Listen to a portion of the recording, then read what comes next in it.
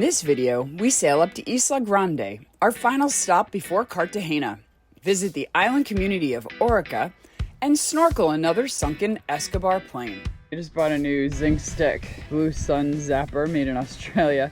We're really trying to keep the sun off of us and make sure we know when we need to put more on, and I don't think there's gonna be an issue to know when this is gone. We're flying, saying goodbye to Isolde and Tintipan. We are off to Isla Grande, and we've got a lot of wind this morning, so we are full speed ahead, 7.5 knots.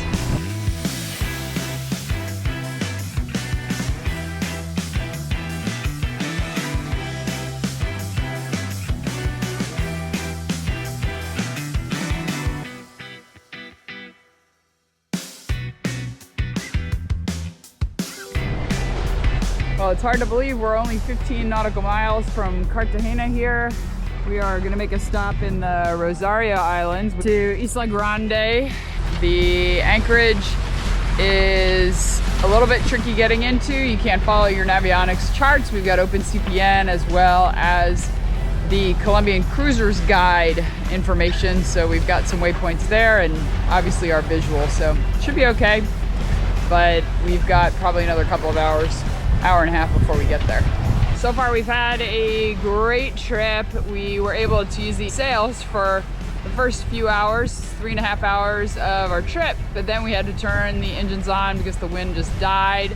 So we're under engine power now. And so far we haven't heard at all from the Colombian Navy. We were supposed to call them every time we're underway because we have not checked in yet. It's protocol here apparently that you have to talk to them every time you move. We did call them on 1-6, but they have not responded, so we're not sure what's going on. Maybe because they have us already on their system and they've spoken to us that everything is okay. We are so close to Cartagena. It's such a big move for us. You know, you just kind of think sometimes, oh, am I ever gonna get there? And we're so close now. It's very exciting. All right, here we go. Heading into this cove. We've got a bit of a zigzag to do, but it looks clearly marked, so we should be fine. And we just saw a boat come out and do this. I've got the iPad, Brown's up at the helm. The Rosario Islands lie off the central coast of Colombia, about 25 miles from Cartagena.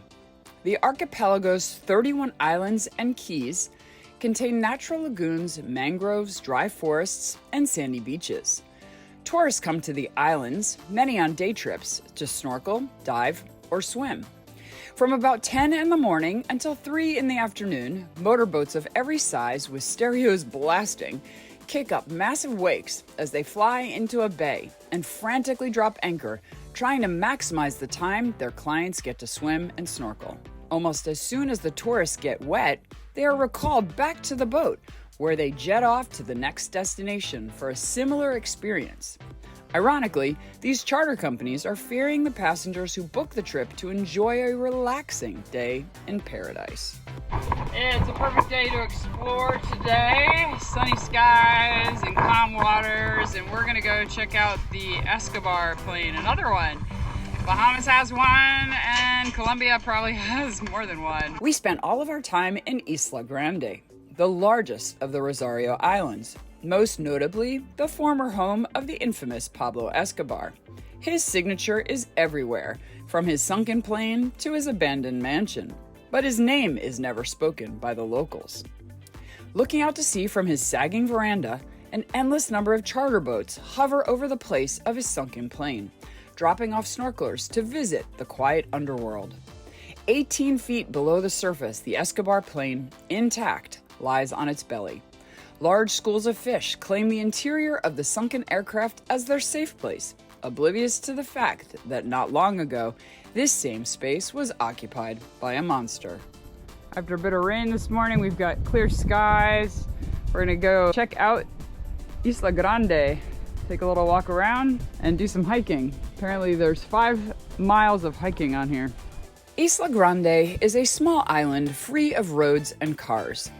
Walking paths worn down over the past 100 years meander about the island with only hand-painted signs nailed to trees to help point you towards your destination. There is only one major settlement called Orica. Here, Afro-Colombian natives, fishermen, artisans, and sailors settled on the island over a century ago.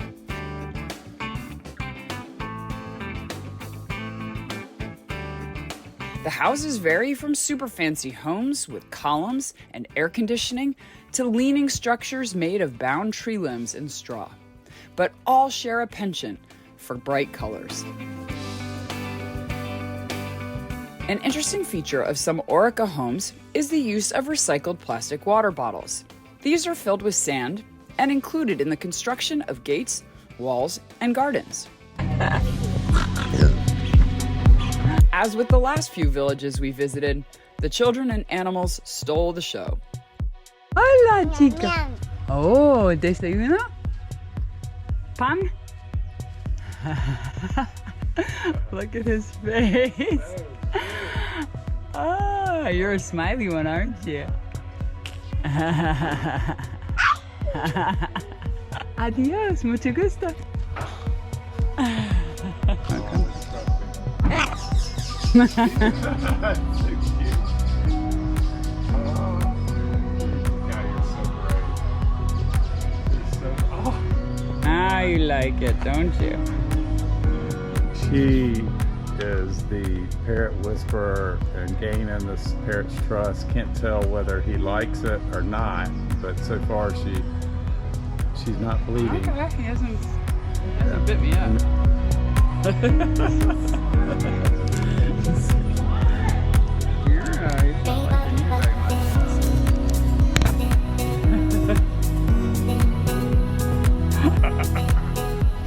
So it's kind of a slow morning here in the village. Church is going.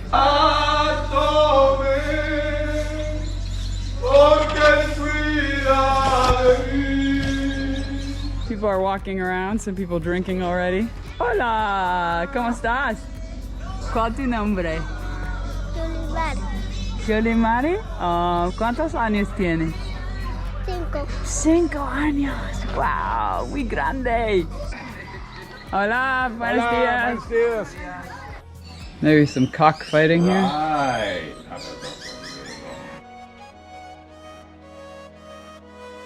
So here's the center of town, and we've got the football field in front of us with bleachers.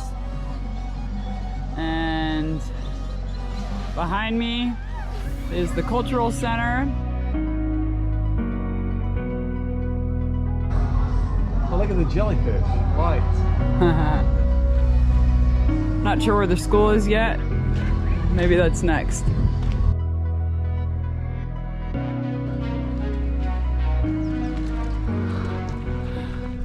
The electrical lines are a little bit iffy around here. Alright, these are the houses out in the country compared to the center of town.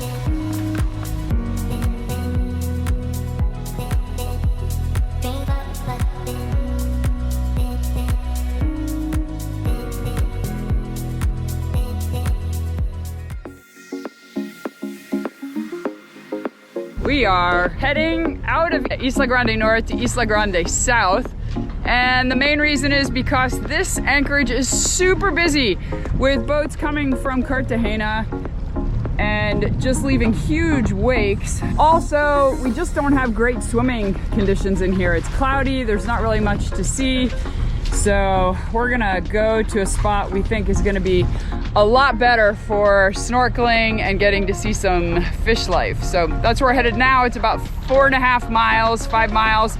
Should take us an hour or so to get there.